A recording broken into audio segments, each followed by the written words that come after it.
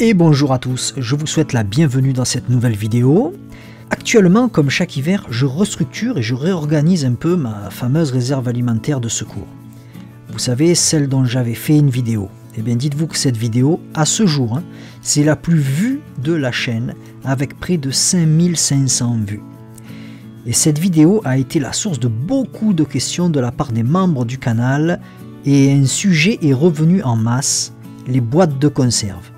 Ici, pour illustrer un peu le début de cette vidéo, nous sommes dans le chalet. Vous savez, ce fameux chalet que je vous avais filmé aussi pour, c'était pour le réveillon de Noël, cette fameuse seconde base autonome durable. Donc c'est un petit coin de la réserve que je suis en train de réorganiser. Alors qu'est-ce qui s'est passé? Vous savez, je vous avais parlé que c'est un chalet que je loue, mais en fait quand je le loue, à l'occasion, les gens ne vont pas dans la réserve, ils n'ont pas la clé. Mais c'est un chalet également que je prête gracieusement à des membres de la famille pour venir passer des vacances, tout ça. Et là, à ce moment-là, bien évidemment qu'ils ont la clé. Et pour cuisiner, parce que bon, c'est vraiment un endroit qui est très très isolé, et bien ils tapent dans la réserve. Voilà. Donc moi, quand je reviens prendre possession des lieux, je retrouve un peu la réserve qui est un petit peu vide. Alors, je suis obligé à chaque fois de faire un réassort, comme qui dirait, mais ça me donne également la possibilité de récupérer de la marchandise que j'ai laissée sur place et de la changer, donc ainsi de faire une rotation pour, en cas de besoin, toujours avoir de la marchandise à disposition. Donc c'est par ce biais-là que je profite de réorganiser, de restructurer cette fameuse réserve. Alors comme je n'y vais pas souvent, j'aimerais y aller beaucoup plus, mais bon, le fait est qu'avec le travail, les enfants, la vie, tout ça, je n'y vais pas souvent. Donc l'essentiel, vraiment le gros de la réserve de ce petit coin de paradis est constitué de boîtes de conserve et de réserves, on va dire, de garde-manger, de produits de garde-manger. Donc c'est des pâtes, du riz, des choses comme ça. Ça m'arrive des fois de ne pas y aller pendant plus d'un an. Donc dans ces conditions, vous comprendrez bien que la boîte de conserve est mon allié principal.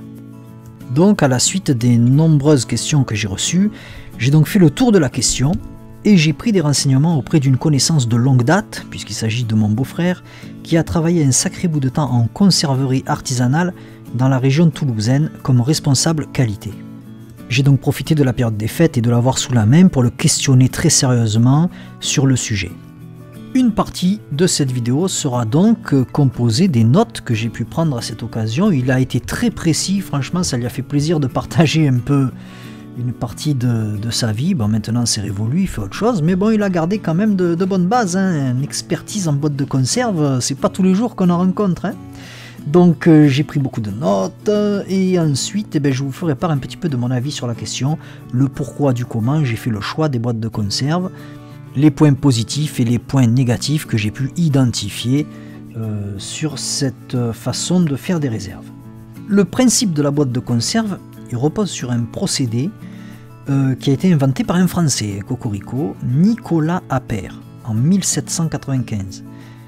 Ce procédé, c'est la stérilisation des aliments par la chaleur à plus de 100 degrés. C'est un système qu'on connaît tous, tous ceux qui font des bocaux connaissent très bien cette technique. Nicolas Appert a lui-même eu l'idée de faire chauffer au bain-marie une bouteille en verre, fermée avec un bouchon en liège, qui contenait des aliments. Je crois bien que c'était des légumes. Et il a remarqué que ces légumes ne changeaient ni d'aspect ni de goût et qui se conservaient très longtemps.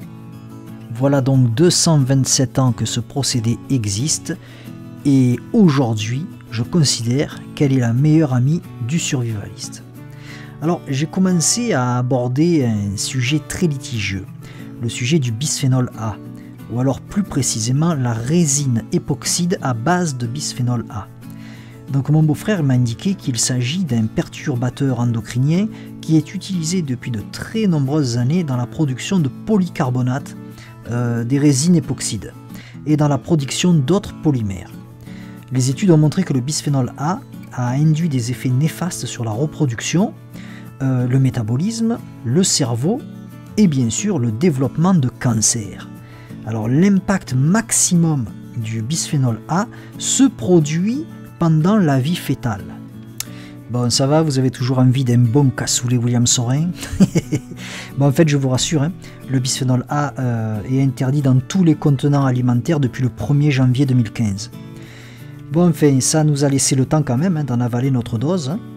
On va évacuer ici le gros point noir des conserves industrielles, mais on va quand même essayer de faire l'inventaire des points négatifs encore existants.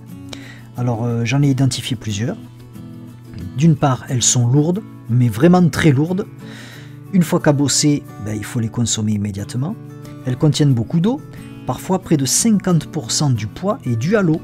Et d'ailleurs, sur les boîtes, vous avez le poids total et le poids égoutté qui est indiqué. Et dans le prix au kilo, vous payez l'eau au même prix que l'aliment. Une fois ouverte, vous devrez également la consommer là aussi très rapidement parce qu'elle ne se referme pas. Donc ça fait déjà un triste portrait, on peut dire qu'on l'a mise en boîte.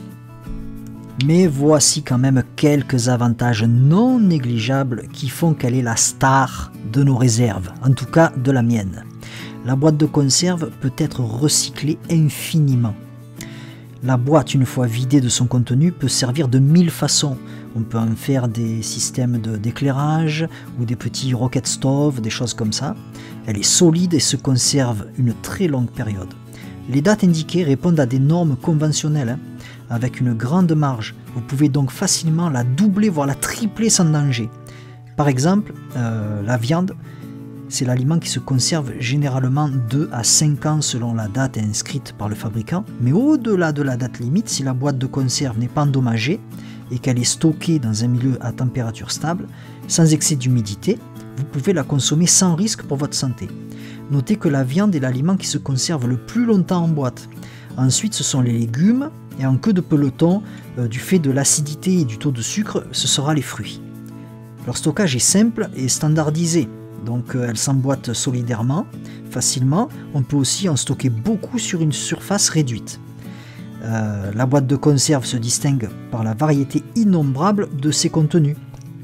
Alors on peut avoir de la soupe, des plats complets de viande ou de poisson, des desserts lactés, un peu, vous savez, comme les Mont Blanc, les choses comme ça, des pâtes, du riz en sauce, des légumes, des fruits. En fait, la conserve industrielle se trouve également sous format de bocaux en verre et aussi en alimentation bio. Donc après ça, que dire si ce n'est que la boîte, elle déboîte. Bien, jusqu'à présent, on a parlé des conserves industrielles, vous savez, la boîte de conserve en métal. Et il faut aussi également penser des bocaux maison. Alors à l'inverse de celles que nous produisons nous-mêmes en bocaux, les boîtes industrielles sont produites en milieu assaini et la chaîne de production suit quand même un cahier des charges très contraignant. Et même si le risque zéro n'existe pas, les accidents sont quand même très très rares et bien plus rares que ceux issus de conserves maison. Alors le plus grand danger qu'on peut rencontrer avec ces fameuses conserves maison, ou on appelle ça plutôt des bocaux, vous savez, c'est les fameux bocaux le parfait avec le joint orange là qu'on fait tous, ce plus grand danger c'est la toxine botulique. La toxine botulique, elle est responsable d'une maladie qui est très très grave, qui s'appelle le botulisme, et qui par paralysie peut entraîner la mort. Alors le botulisme, il se déclare généralement par une incubation de quelques heures à quelques jours, et les symptômes ils sont faciles à identifier. Ils débutent généralement un peu comme un empoisonnement alimentaire, par une atteinte oculaire, c'est-à-dire qu'on a un défaut d'accommodation, on a le mal un peu de faire la mise au point, on a la vision floue, une sécheresse buccale dans la bouche, accompagnée d'un défaut un peu de, on a du mal à avaler, un défaut de déglutition. Et voire même d'élocution. Pour ça, des fois, souvent, on pense aussi à un AVC. Ça peut faire penser un peu à ça. Une espèce de paralysie de la langue, de la bouche. Et puis ça s'en vient une paralysie des muscles, et dans les formes vraiment très, très, très graves, on va dire, mais qui sont quand même beaucoup plus rares de nos jours, parce qu'il y en a quand même une prise en charge très rapide, une paralysie des muscles respiratoires, et en fait c'est cette paralysie-là, cette insuffisance respiratoire qui est causée par cette paralysie, qui entraîne la mort. Alors en France, on dénombre entre 20 et 30 foyers botuliques par an, et à chaque fois, c'est des foyers qui comportent 2, 3, 4 personnes, puisqu'en général, ce sont des personnes qui ont partagé un repas ensemble. Pas plus tard que l'année dernière, oui, en 2020, il y a une femme dans mon département qui est décédée suite à la dégustation d'un bocal qu'elle avait fait elle-même. Donc je vous invite à être extrêmement prudent, vigilant avec l'hygiène quand vous faites vos bocaux. Sur internet, il y a plein de tutos. qui à chaque fois est mis en exergue l'hygiène. Toujours se laver les mains, faire bouillir les bocaux, faire bouillir les joints, tout ça. Franchement, on rigole pas avec ça. Hein. Donc, pour finir, je rajouterai, pour conclure, hein, que bien qu'elle ne contienne plus de bisphénol A, il ne faut jamais réchauffer une boîte directement sur le feu ou au bain-marie, car en fait, c'est une fois chauffé que les agents chimiques qui partent à l'intérieur de la conserve, du récipient, sont libérés. Et voilà, chers amis, écoutez, je pense qu'on a fait le tour de la question de la boîte de conserve. Vous aurez compris que les avantages que moi j'y trouve, c'est qu'elle se conserve vraiment très longtemps. Hein. Ça peut aller jusqu'à 10, 20 pour les 20 ans, jusqu'à pour les boîtes qui contiennent de la viande, moi, voire même plus. Des fois même sur YouTube, vous pouvez voir des vidéos de gens qui font un peu des défis. Je me rappelle avoir vu le défi d'un gars qui avait bu une canette de, comment on appelle, de Coca-Cola qui datait de 1988, enfin des trucs comme ça. Il y a des gens, et puis ma foi, il leur est rien arrivé. Hein. Alors peut-être que le goût, il est un peu amoindri, mais bon, il leur est rien arrivé. Donc surtout les boîtes de conserve qui contiennent de la viande, c'est celles qui durent le plus longtemps, gardez ça en mémoire. Et puis surtout l'avantage, hein, c'est que le stockage est simple et qu'on y trouve de tout. Je vous dis, hein, des légumes, du poisson, de la viande, des plats complets, c'est vraiment pratique. Enfin voilà.